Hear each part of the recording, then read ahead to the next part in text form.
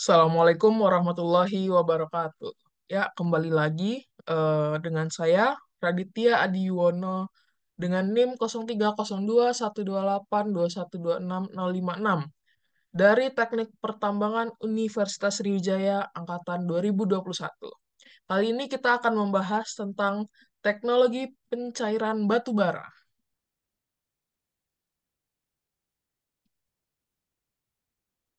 Ya, oke. Sekarang kita akan membahas tentang latar belakang masalah. Pada kali ini kita akan mengangkat tentang peningkatan jumlah penduduk berdampak pada kebutuhan energi bahan bakar minyak atau BBM yang juga semakin bertambah. Hal itu didasari oleh berdasarkan data Outlook Energi Indonesia 2014, jumlah penduduk Indonesia meningkat sebesar 1,51% setiap tahunnya dan membutuhkan penggunaan BBM sebanyak 72,9 juta KL. Namun, permasalahan yang terjadi saat ini adalah persediaan minyak bumi dari tahun ke tahun semakin menurun. Nah, terus timbullah rumusan masalah. Apa saja masalahnya? Yaitu ada pertama apa yang dimaksud dengan pencairan batu bara, kedua apa saja macam-macam teknologi pencairan batu bara, dan yang ketiga apa saja faktor yang mempengaruhi proses pencairan batu bara. Pertama-tama kita akan membahas tentang konversi batu bara. Apa itu konversi batu bara? Konversi batu bara adalah proses transformasi batu bara menjadi berbagai bentuk energi lain yang lebih bersih dan berkelanjutan. Terdapat beberapa teknologi yang digunakan untuk konversi batu bara, antara lain pencairan batu bara, yaitu batu bara berubah menjadi bahan bakar cair seperti bensin, solar, dan bahan bakar penerbangan atau aftur, yang biasa kita kenal. Kedua yaitu gasifikasi batu bara. Batu bara diubah menjadi gas sintetis yang dapat digunakan sebagai bahan bakar untuk pembangkit listrik, industri, dan transportasi. Dan yang ketiga, pembangkit listrik tenaga batu bara dengan teknologi bersih. Penerapan teknologi canggih seperti Ultra Supercritical Pulverized Coal atau USCPC dan Integrated Gasification Combined Cycle atau IGCC untuk meningkatkan efisiensi dan mengurangi emisi. Selanjutnya, pencairan batu bara. Apa itu pencairan batu bara? Pencairan batu bara atau coal liquefaction adalah suatu teknologi proses yang mengubah wujud batu bara dari padat menjadi cair. Apa itu tujuannya? Tujuan dari likuifasi batu bara adalah untuk mengkonversi atau mengupgrading batu bara yang mempunyai nilai kalor yang rendah yang tidak laku di pasaran menjadi salah satu bentuk bahan bakar atau energi alternatif yang mempunyai nilai ekonomis yang tinggi. Selanjutnya, pencairan batu bara pada prinsipnya adalah melalui dekomposisi termal batu bara. Biasanya itu sekitar 400 sampai 500 derajat Celcius. Batu bara sudah atau mulai mengeluarkan liquid. Proses secara kimiawi pada prinsipnya struktur kimia batu bara dipecah menjadi kecil-kecil. Ikatan-ikatan organik dipecah menjadi lebih kecil dan rasio atom H atau C, hidrogen atau karbon ditingkatkan supaya menjadi liquid. Selanjutnya, mekanisme pencairan batu bara. Mekanisme pencairan batu bara adalah proses kimia yang mengubah molekul-molekul besar dan kompleks dalam batu bara menjadi molekul kecil dan sederhana yang dapat digunakan sebagai bahan bakar cair. Ada dua jenis mekanisme pencairan batu bara. Yang pertama ada pencairan langsung atau direct coal liquefaction, dan yang kedua ada pencairan batu bara tidak langsung atau indirect coal liquefaction. Pencairan langsung menggunakan hidrogen sebagai agen pereduksi dan katalis logam transisi untuk memecah ikatan karbon-karbon dalam batu bara pada suhu dan tekanan tinggi. Sedangkan yang tidak langsung menggunakan gasifikasi untuk mengubah batu bara menjadi gas sintetik atau syngas yang terdiri dari hidrogen dan karbon monoksida. Oke, next. Pencairan langsung. Pencairan langsung ini ada apa aja sih? Pencairan langsung yang pertama ada pirolisis. Pirolisis ini adalah dekomposisi kimia dengan pemanasan tanpa oksigen. Pencairan batu bara melalui pirolisis bermanfaat untuk batu bara dengan tingkat kalori rendah hingga sedang karena menghasilkan lebih banyak gas metana daripada batu bara kelas tinggi. Dan arang yang dihasilkan dapat dibentuk menjadi kokas untuk pembriketan, berguna untuk kebutuhan rumah tangga maupun industri kecil hingga menengah. Dan yang kedua, ada ekstraksi pelarut. Batu bara dicampur dengan solvent untuk menghasilkan liquid dengan adanya transfer hidrogen dari solvent ke batu bara atau dari gas hidrogen ke batu bara dengan temperatur sampai dengan 500 derajat Celcius. Tekanan bisa bervariasi sampai dengan 5000 PSI. Solvent bisa berubah batu bara. Solvent bisa berupa batu bara cair yang hasil dari proses sebelumnya atau produk petroleum. Contohnya bitumen atau heavy oil. Proses ekstraksi pelarut batu bara dilarutkan dalam pelarut donor hidrogen yang dapat memindahkan atom hidrogen ke dalam batu bara. Kontak batu bara dengan gas hidrogen pada temperatur dan tekanan tinggi akan menghasilkan gas, cairan, dan padatan. Oke, next. Selanjutnya ada hidrogenasi katalistik. Proses hidrogenasi melibatkan atom, reaksi antara batu bara dan gas hidrogen di bawah tekanan yang tinggi, yang diatur dengan hati-hati atau secara hati-hati. Termasuk pengaturan kondisi reaksi, penggunaan katalisator, dan pemilihan bahan baku. Untuk menghasilkan senyawa hidrokarbon yang diinginkan dengan sifat yang mirip dengan minyak mentah. Seiring berjalannya waktu, hidrogenasi batu bara telah menjadi alternatif dalam mengubah batu bara menjadi bahan bakar cair sebagai pengganti produk minyak bumi. Proses ini dikenal dengan beberapa nama seperti proses Bergius atau proses pencairan batu bara, coal liquefaction. Selanjutnya ada pencairan tidak langsung. Apa sih contohnya? Contohnya yaitu metode Fischer-Tropsch adalah proses konversi batu bara menjadi bahan bakar cair yang terdiri dari hidrokarbon seperti metana, etana, propan, dan bahan bakar diesel melalui serangkaian reaksi kimia kompleks yang melibatkan gas hidrogen dan karbon monoksida. Mekanismenya melibatkan beberapa tahap reaksi yang terjadi pada katalis logam tertentu di dalam reaktor. Ada beberapa mekanisme Fischer-Tropsch. Yang pertama ada persiapan bahan baku, itu batu bara dihancurkan dan dipersiapkan sebelum proses dimulai. Yang kedua ada gasifikasi. Batu bara diubah menjadi gas sintesis melalui proses gasifikasi di mana batu bara dipanaskan dalam lingkungan oksigen terbatas atau bahkan tidak ada oksigen sama sekali. Ini menghasilkan gas sintesis yang terdiri dari karbon monoksida dan hidrogen atau H2. Selanjutnya yang ketiga yaitu ada penyucian gas. Gas sintesis yang dihasilkan dari gasifikasi kemudian dibersihkan dari zat-zat yang tidak diinginkan, seperti belerang, nitrogen, dan partikel-partikel padat lainnya. Nah, yang keempat ini dari mekanisme Fischer-Tropsch yaitu reaksi Fischer-Tropsch-nya sendiri. Gas sintesis yang sudah dibersihkan kemudian dimasukkan ke dalam reaktor Fischer-Tropsch, di mana terjadi serangkaian reaksi yang kompleks dengan menggunakan katalis logam tertentu. Dalam reaksi ini, karbon monoksida dan hidrogen bereaksi untuk membentuk berbagai hidrokarbon yang lebih panjang rantainya, mulai dari metana hingga bahan bakar cair yang lebih berat seperti diesel. Oke, itu dia tadi macam-macam em, mekanisme. Nah, sekarang macam-macam teknologi pencairan batu bara. Yang pertama ada SRC. Apa itu SRC? Solvent Refined Coal atau SRC merupakan contoh dari proses likuifaksi batu bara secara langsung menggunakan pelarut. Pencairan langsung ini merujuk pada proses di mana batu bara secara langsung dikonversi menjadi bahan bakar cair pada temperatur dan tekanan yang tinggi.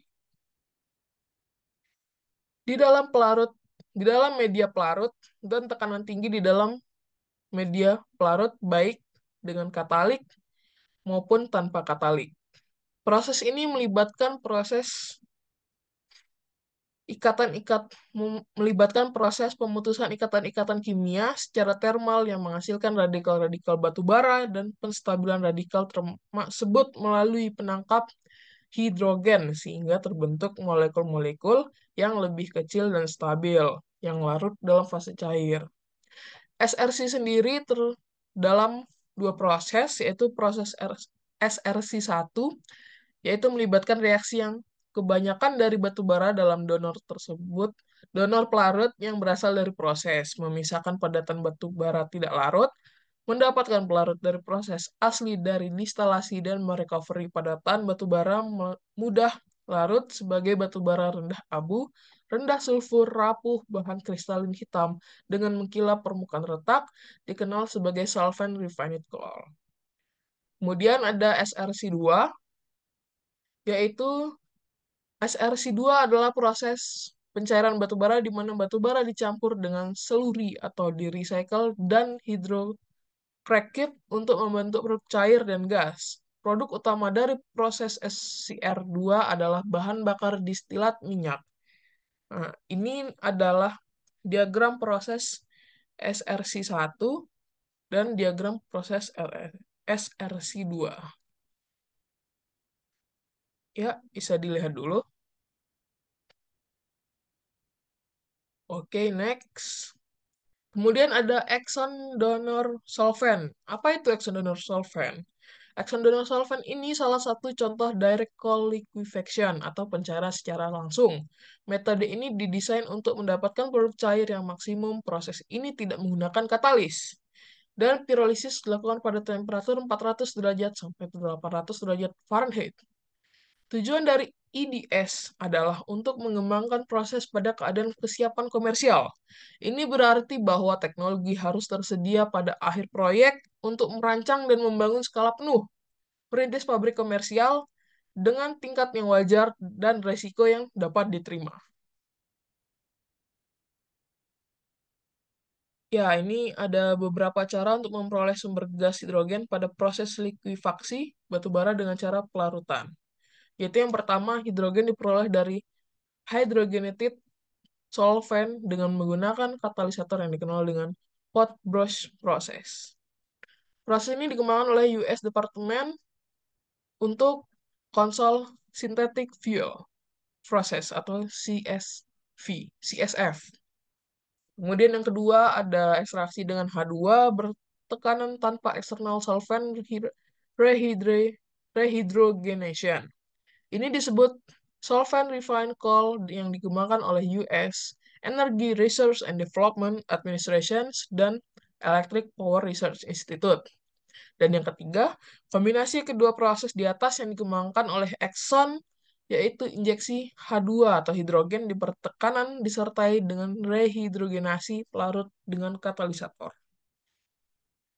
Kemudian ada brown coal liquefaction atau BCL, yang merupakan teknologi yang mengubah kualitas batu bara yang rendah menjadi produk yang berguna secara ekonomis dan dapat menghasilkan bahan bakar berkualitas serta ramah lingkungan. Adapun langkah-langkahnya, yang itu langkah pertama adalah memisahkan air secara efisien dari batu bara yang berkualitas rendah.